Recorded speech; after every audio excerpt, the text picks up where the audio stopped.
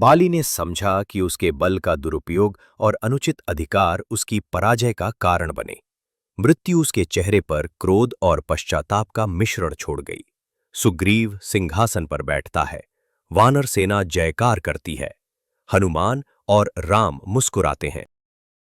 घने छायादार वृक्षों से भरा उद्यान, पक्षियों का चहचहाना अब मौन। बीच में विशाल अशोक वृक्ष, जिसके नीचे सीता बैठी हैं। उनका वस्त्र पीला और फटी फटी है, आंखें आंसुओं से भीगी। लंका की अशोक वाटिका में माता सीता कैद थीं। चारों ओर राक्षसियों का कठोर पहरा था, पर उनके हृदय में केवल एक स्मृति जल रही थी, राम। हर पत्ता, हर फूल उनकी व्यथा के साक्षी थे, पर विश्वास अडिग था, राम अवश्य आएंगे। हे प्रभु राम, कब आप आएंगे? यह आकाश भी मेरी व्यथा सुन रहा है। यह हवा, यह मिट्टी, यह हर फूल सब मेरी पीड़ा जानते हैं। पर मेरा मन अडिग है, आप अवश्य आएंगे। हर क्षण मेरा विश्वास गहरा होता जा रहा है और मेरी प्रार्थना आपके लिए अधिक प्रबल। राम, यदि मैं आपके बिना रहूं, तो यह जीवन भी शून्य। हे प्रभु, आपकी याद ही मेरे जीवन की धारा है। मुझे इस अंधकार से उबारो। मेरी आत्मा आपके चरणों की प्रतीक्षा कर रही है। सीता की निष्ठा के इस दीप ने अशोक वाटिका की हर हवा को भी उनकी भक्ति की गवाही दे दी। पर रावण का अहंकार उनके विचारों में लगातार कौंध रहा था। मिथिला की सीता, कब तक राम की प्रतीक्षा करोगी?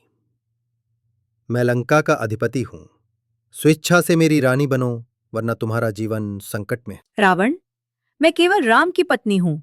चाहे आप मुझे कितना भी सताओ, आपके अधर्म को मैं स्वीकार नहीं करूंगी। मृत्यु स्वीकार है, पर अपमान नहीं। ठीक है मेरी रानी, तुम्हारी निष्ठा देखकर मैं और भी क्रोधित हूं। तुम्हें 30 दिन का समय है।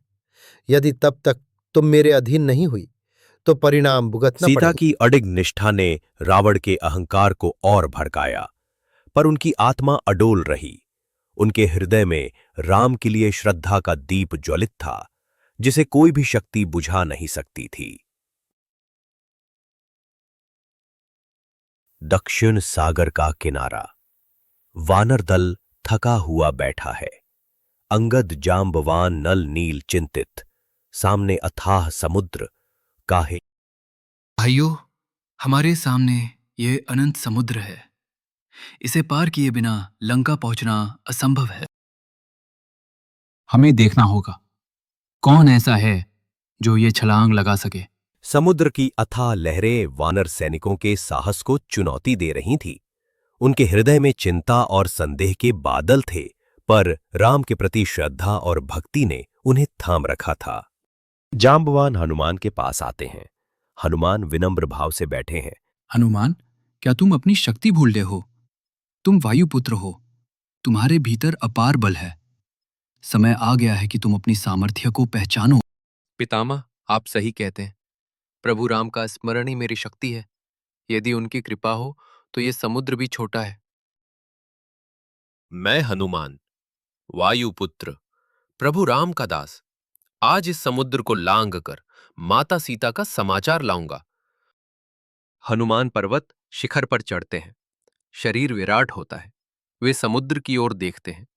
समुद्र की लहरें उठ रही हैं, बादल घुमड़ रहे हैं, तेज हवाएं चल रही हैं। हे प्रभु राम, हे माता सीता, ये छलांग आपके चरणों को अर्पित है। हनुमान की छलांग कोई साधारण कूद नहीं थी। ये भक्ति, शक्ति और विश्वास का अद्भुत संगम था। आकाश में उड़ते हुए वे ब्रह्मांडीय ऊर्जा का प्रतीक बन गए। उनके प्रत्येक पंख की गति में भक्ति की आवाज झलक रही थी। हनुमान आकाश में उड़ते हुए अचानक एक पर्वत प्रकट होता है। हे हनुमान, विश्राम करो, मेरे ऊपर आओ। समुद्र ने तुम्हारी सहायता के लिए मुझे भेजा है। हे पर्वतराज, आपका आशीर्वाद ही पर्याप्त है, परंतु समय की गति भी धर्म का हिस्सा है। मुझे तुरंत आगे बढ़ना चाहिए। आगे सुरसा आती है, नाग माता। जो हनुमान की परीक्षा लेती है। आज मैं तुम्हें निगलूंगी। यदि ये देवताओं की इच्छा है तो पहले मुझे निगलो। हनुमान शरीर को बढ़ाते हैं, फिर सिकुड़कर सुरसा के मुंह से बाहर निकलते हैं। तुम्हारी बुद्धि और शक्ति अद्वितीय है। विजयशाली रहो। समुद्र पार करते हुए दूर से सोने की लंका चमकती हुई, महलों के शिखर, दीप्तिमान द्वार। इस प्रकार हनुमान समुद्र पार कर लंका पहुंचे। उनका हृदय उत्साह और संकल्प से भरा था। अब आरंभ होने वाला था अशोक वाटिका का संगम, सीता माता का दर्शन और राम कथा का नया मोड़।